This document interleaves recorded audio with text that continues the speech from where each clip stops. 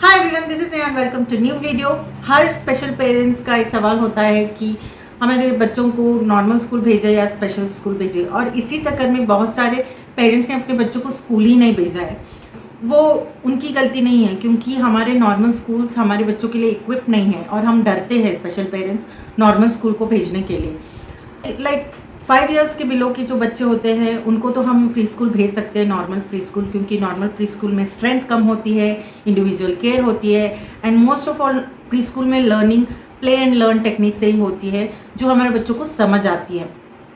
But when it comes to kids over 5 years, तब क्या करें, तब कहाँ भेजें हमारे बच्चों को? क्योंकि फर्स्ट स्टैंडर्ड सेकेंड स्टैंडर्ड के सिलेबस तो इतने भयंकर है आजकल, देखेंगे तो हमें ही चक्कर आ जाते हैं। तो हमारे बच्चे जो बोल नहीं सकते, पढ़ नहीं सकते, लिख नहीं सकते, इन नॉर्मल स्कूल में अगर गए तो क्या होगा? क्या वो कोप अप कर पाएंगे? और क्या वो नॉर्मल स्कूल वाले भी हमारे बच्चों को हैंडल कर पाएंगे? तो ये सब प्रॉब्लम की वजह से हम कंफ्यूज होते हैं कि नॉर्मल स्कूल भेजे या स्पेशल स्कूल भेजे।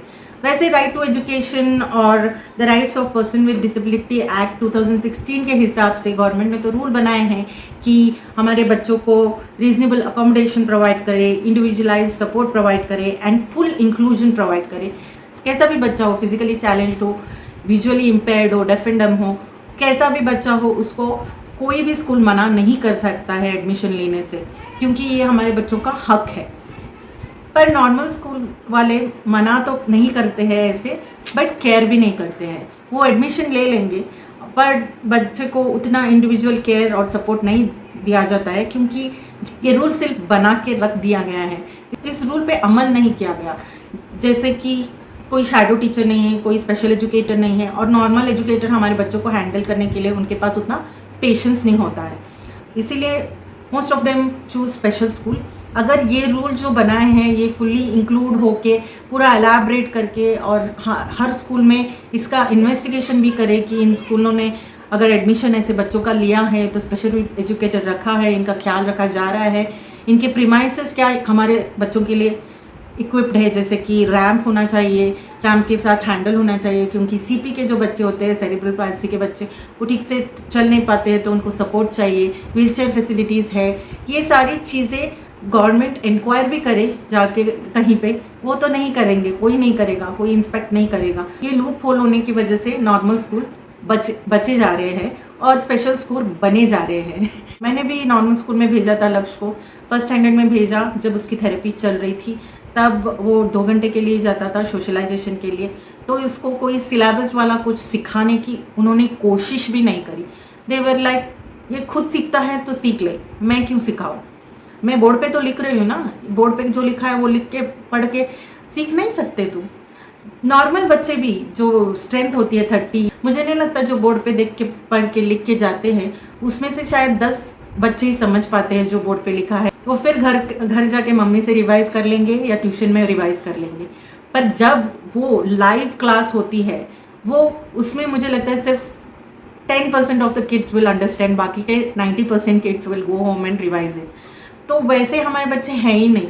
नॉर्मल बच्चे उस चीज़ के लिए इक्विप्ड होते हैं कि इमिटेट करें। हमारे बच्चों को भी इसीलिए स्पेशल एजुकेशन में फर्स्ट एंड फॉरमोस्ट यही सिखाया जाता है, इमिटेशन, ताकि अगर समझ आए या ना आए, इमिटेट तो करे, समझ आने का इमिटेशन तो करे। ये नॉर्मल बच्चे समझ आने का इमिटेशन कर सकते, प्रिटेंड कर सकते, पर हमारे बच्चे प्रिटेंड नहीं कर सकते। तो इसकी वजह से नॉर्मल स्कूल में इनको सिखा के भी क्या फ़ायदा है करके देखा जाता है, जिसकी वजह से हमको भेजने में भी दिक्कत होती है। और मैंने जब भेजा था तो फर्स्ट स्टैंडर्ड तो चलो उसकी थेरेपी चल रही थी, आई वॉज थिंकिंग कि वो सोशलाइजेशन के लिए जा रहे हैं तो ठीक है। सेकेंड स्टैंडर्ड में तो he was not included at all, उसको ऐसे ही इसको क्यों भेजा जा रहा है, ऐसे ट्रीट किया जाता था। तो मैंने सेकेंड स्टैंडर्ड में लास्ट अक्टूबर तक हो गया, अक्टूबर की छुट्टी थी, उसके बाद दिसंबर में ही मैंने उसको स्पेशल स्कूल में डाल दिया। सो पेरेंट्स, ये जो डिसीजन है ये आपके तक ही है, आप देखिए कि कैसा स्कूल है। कुछ स्कूल्स बहुत अच्छे होते हैं जो ऐसे बच्चों को लेते हैं और ख्याल भी करते हैं, और कुछ स्कूल्स बिल्कुल ही बेकार होते हैं। मतलब 1% ही ऐसे स्कूल होंगे जो हमारे बच्चों को एक्सेप्ट करेंगे as they are, but most of the 99% of school don't want to take responsibility of our child. It is like, आपके बच्चे आप ख्याल रखो, हम क्यों रखें, हम तो यहाँ से एजुकेशन का बिजनेस करने बैठे हैं, हमें तो पैसों से मतलब है। बस आपका बच्चा कितना सीखता है वो बच्चे के ऊपर ही है, जो सिखा रहे हैं वो बस सिखा के एक अपना पीरियड निकाल के जा रहे हैं. And schools have become a place of competition, only competition. But actual में school should be a place of growth, learning, sharing, caring. ये सब रहना चाहिए. बट ये सब तो साइड में रखा गया है. सिर्फ कंपटीशन, एनवी, जेलस, यही चल रहा है आजकल स्कूल में जब मैं देखती हूँ. तो क्या ऐसे माहौल में हमारे बच्चों को भेजना सही रहेगा? इसकी वजह से मैं लक्ष्य को स्पेशल स्कूल ही प्रेफर कर रही हूँ, जहाँ पे वो थोड़ा बहुत ह्यूमैनिटी भी सीखे, थोड़ा शेयरिंग सीखे, थोड़ा ग्रो होए, थोड़ा क्यूरियोसिटी रहे उसकी लाइफ में सीखने के लिए. ना कि बस जो दूसरे कर रहे हैं वो मैं करूँ, कंपटीशन करूँ, मैं फर्स्ट आऊँ, 100 में से 100 ले लूँ. इसमें क्या फ़ायदा है, ये मुझे नहीं समझ आ रहा है. सारे सब्जेक्ट सिखाए जा रहे हैं स्कूल में, बस बच्चों को ह्यूमैनिटी नहीं सिखा रहे हैं, बच्चों को काइंड होना नहीं सिखा रहे हैं, बच्चों को दूसरे बच्चों की केयर करना नहीं सिखा रहे हैं. मैंने रिसेंटली एक यहीं पे केवी केंद्रीय विद्यालय में एक्चुअल में उनका एक रिजर्वेशन है ऐसे बच्चों के लिए. 3% ऑफ रिजर्वेशन होती है विजुअली इम्पेयर्ड, फिजिकली चैलेंज. तो उस कैटेगरी वाइज अगर हम गए तो हमको वो मना नहीं कर सकते हैं, क्योंकि 3% इंक्लूजन है हमारे बच्चों के लिए. तो मैंने सोचा केवी में ट्राई तो करें हमारे बच्चों को. पर केवी में पढ़ने वाली एक लड़की लक्ष्य की स्केटिंग क्लास में आती है. तो उसने बोला, आंटी मेरे क्लास में भी ऐसा ही एक लड़का है, वो भी ऑटिस्टिक है, बट उसको बहुत सारे बच्चे बुलिंग करते हैं और टीचर्स केयर भी नहीं करते हैं, और उसको तो लिखना नहीं आता है. तो हम सबको लिखने के लिए देते हैं नोट्स, तो पेरेंट्स अपोज करते हैं कि इसका नोट्स हमारे बच्चे क्यों लिखें. तो यहीं पे देखिए कि पेरेंट्स अपने बच्चों को क्या सिखा रहे हैं. They are not teaching them compassion, empathy, understanding और helping, most importantly kindness and helping. अगर ये बच्चा नहीं लिख पा रहा है, इसको पढ़ा ऐसे school is a group gathering, right. वहाँ पे ग्रुप में आप बच्चों को एक दूसरे की मदद करना अगर नहीं सिखा रहे हो, तो एक दूसरे के अगेंस्ट होना तो सिखा ही रहे हो, क्यों सिखा रहे हो फिर.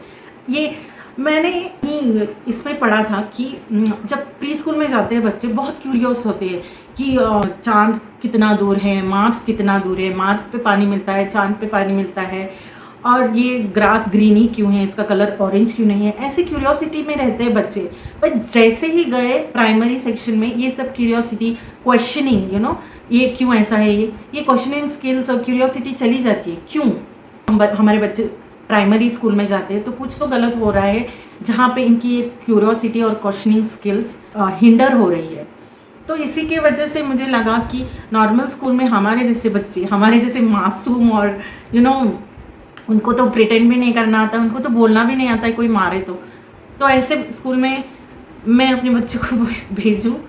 ऑब्वियसली डर लगता है. पर ये मेरा भी मन में है कि यार मेरा बच्चा भी स्कूल यूनिफॉर्म पहन के जाए, देखूँ, मैं भी देखूँ, मैं भी बोलूँ कि आज मेरे बच्चे का यूनिट टेस्ट है, मैं भी बोलूँ कि आज मेरे बच्चे का रिजल्ट आया है, मैं भी बोलूँ, रिपोर्ट कार्ड दिखाऊँ कि मेरा बच्चा इतने परसेंटेज लेके आया है.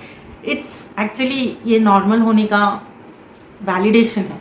इस वैलिडेशन की वजह से ही हम इतना ये कर रहे हैं कि हमारे बच्चे नॉर्मल स्कूल में इंक्लूड हो जाए.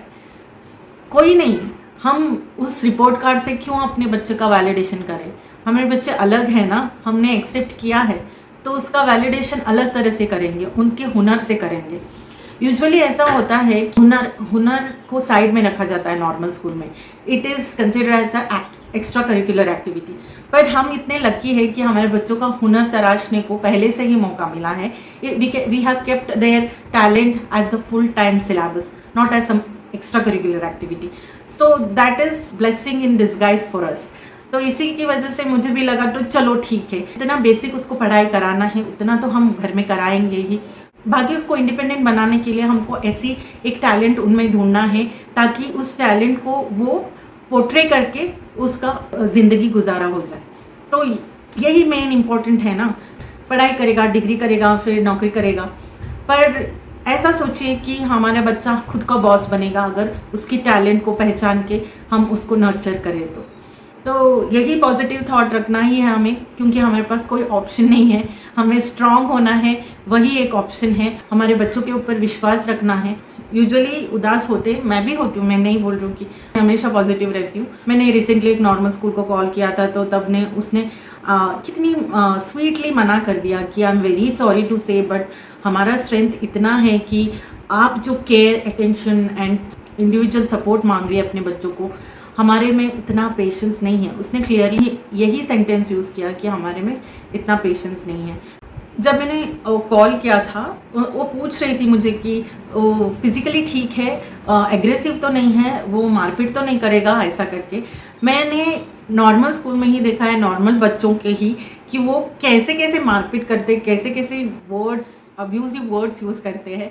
हमारे बच्चे तो साइड में खड़े रहते हैं। तो मैं वही, मुझे हंसी आई जब उन्होंने ऐसे पूछा कि मारपीट करता है क्या। मैंने सोच रही थी कि यार तुम अपने नॉर्मल बच्चों को ही देखो, बिना वजह लड़ते रहते हैं, मारपीट करते रहते हैं। What you are asking, aggressive मतलब किस तरह का एग्रेसिव से आप डर रहे हैं? हमारा बच्चा बच्चा है।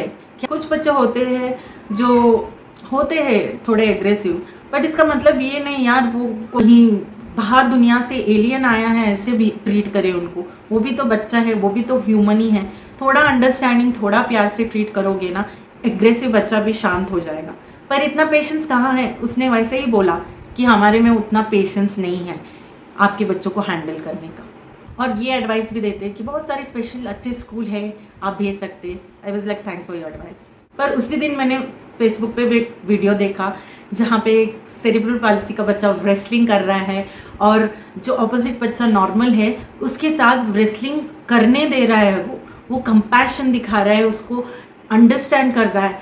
वो चाहे तो उस बच्चे को एक ही इसमें पटक सकता था, बट वो नहीं कर रहा है।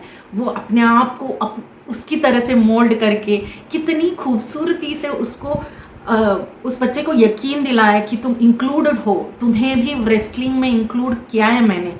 तो ऐसे बच्चे भी होंगे, फ्यूचर में होंगे, हम होप नहीं छोड़ सकते हैं ना। तो कुछ पेरेंट्स होंगे जो ऐसे बच्चे रेस करेंगे जो हमारे बच्चे को समझेंगे।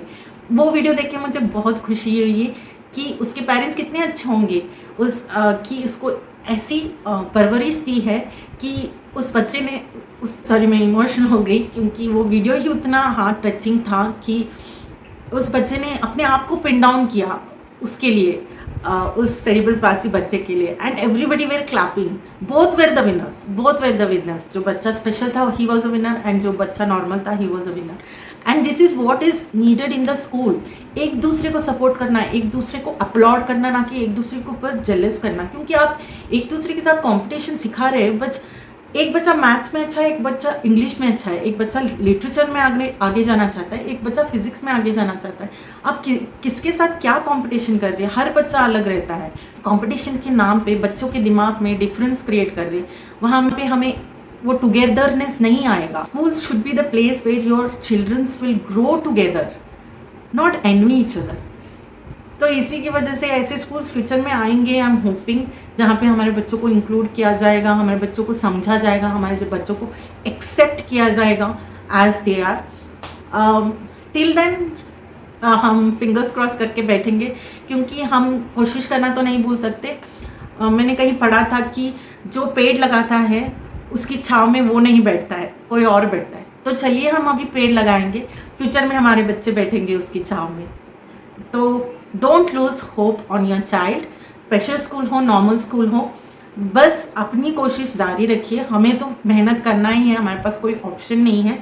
one or the other day our kids will be validated for who they are. If society will not accept them, they will make their own society and they will make their own identity.